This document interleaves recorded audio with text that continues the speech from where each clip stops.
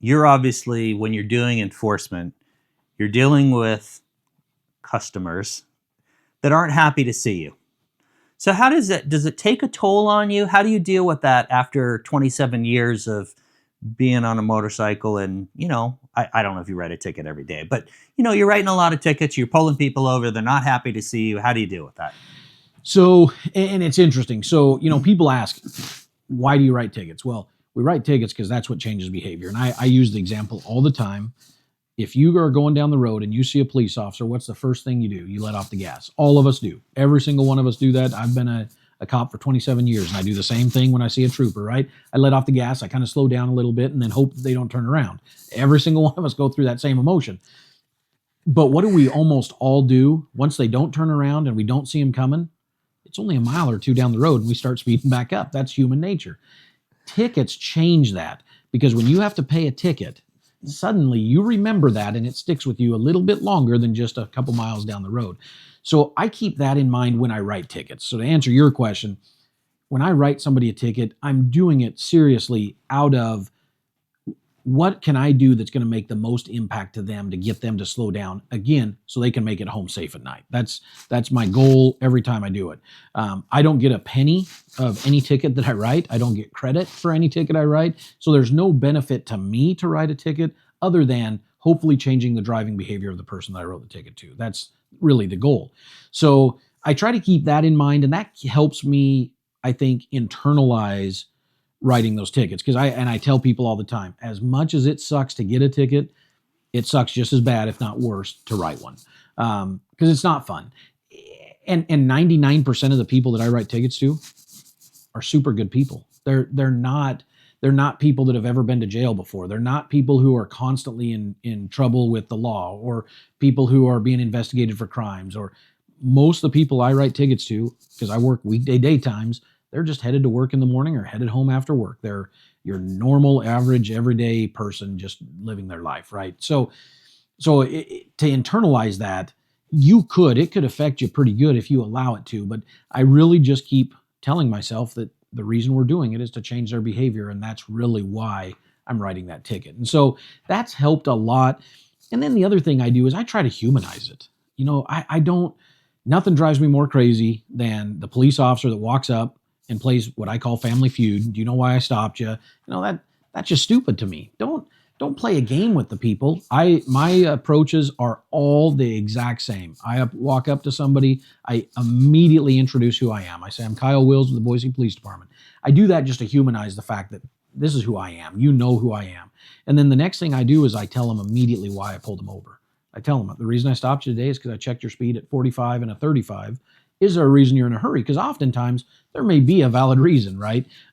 Lots of times it's an excuse, and I get that. We all have them, but there may be a valid reason. I pulled a car over. I'll never forget a very young couple.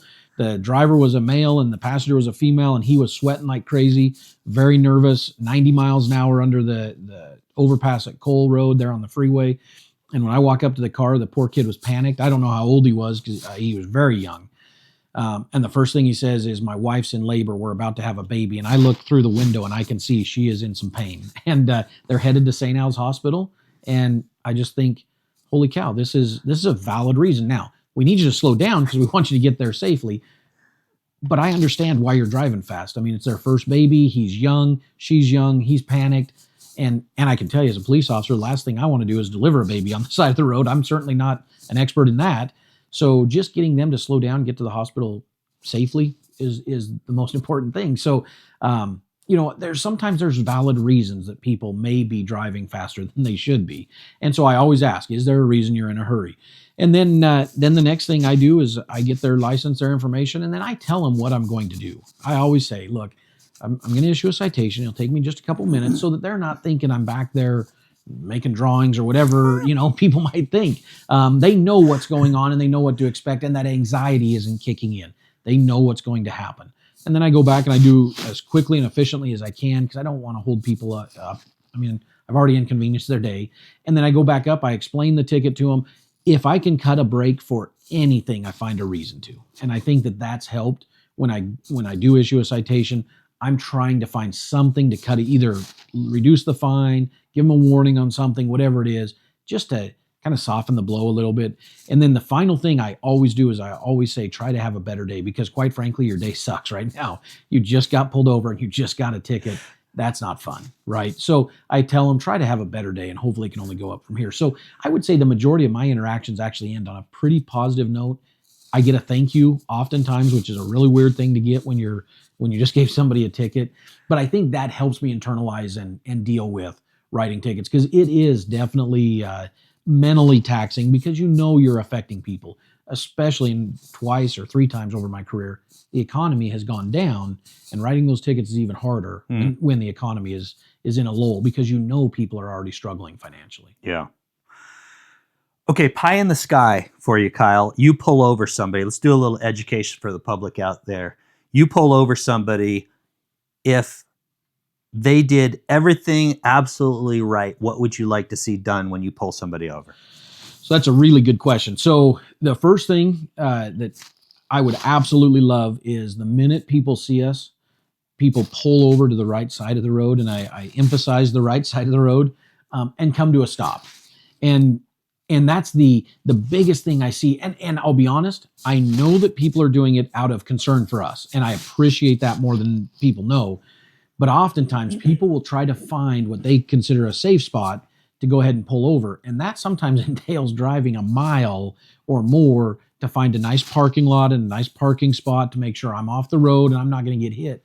And again, their intention is super good, and I appreciate their intention, but holy cow, I don't know who they are. And I tell people all the time, I don't know you, and I don't know that your intention is good.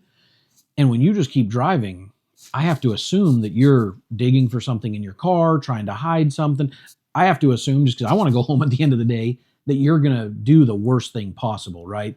And so while that's not the case in 99.9% of the people we deal with, it does cause that kind of red flag and the hair on the back of our neck to kind of stand up. And so the best thing to do, immediately pull to the right side of the road and come to a stop. When I've turned my lights on, I've already, as a police officer, determined this is a safe spot to stop, even if that's on the freeway.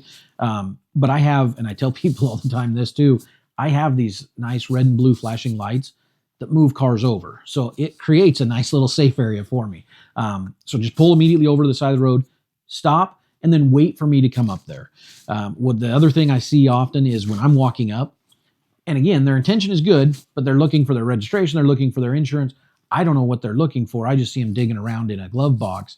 And in fact, my riding partner had a stop one time that the guy literally, as he's digging through the glove box, he said, "Oh, I forgot this was in here," and grabs a gun and goes to hand it to my partner. Now, that didn't end bad, but it could have, right? And so those kinds of things we don't want people doing. So just wait until we get up to the car. If their hands are where we can see them, that's fine. They don't need to be up. They don't need to be panicked. They don't no anxiety. Just where I can see their hands is totally good. And then I'll go ahead and engage them. And then if I ask for their registration or their insurance or their license, they can grab it at that time. Window rolled down?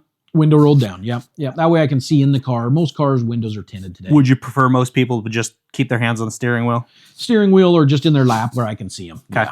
Yeah. Either way. And then just a conversation. Let's just have a conversation. And that's what sometimes I think people get a little, and again, I understand the anxiety, but I'm just a human having an interaction with another human. And so if we can kind of remember that on both sides, that's on the police officer side and on the driver's side, I think that just makes things go a lot more smooth. And just to have a conversation. And if you made a mistake and you were just driving too fast, just say it. I tell people all the time, the one way to get out of a ticket is to be honest. And I cut more brakes to people who will just say, "Yep, I was speeding. I don't know what I was thinking, wasn't paying any attention. It's a nice day and I was trying to get home," or whatever, right? Those are the people that I'm going to cut brakes to. Again, I've been doing this 27 years. I have a pretty good idea when people are speeding and when they aren't. And when I walk up and again, I don't ask them. I tell them what I check their speed at. They know exactly what I checked them at. And then when I get back nope, I was doing 35. Well, I'm not going to argue, because I'm not going to sit at the window and argue with you, but I will go back and probably write you a ticket, and then you can go explain to the judge how you thought you were doing 35, and I'll explain how I thought you were doing 45. And we'll just let the judge handle his job like we do. Whereas if somebody's just totally honest and just owns it and takes responsibility, because again, my goal is to change that driving behavior. So if I can see that I was not paying attention, and I believe that a warning is going to change that behavior, I'd rather give a warning than a ticket any day of the week.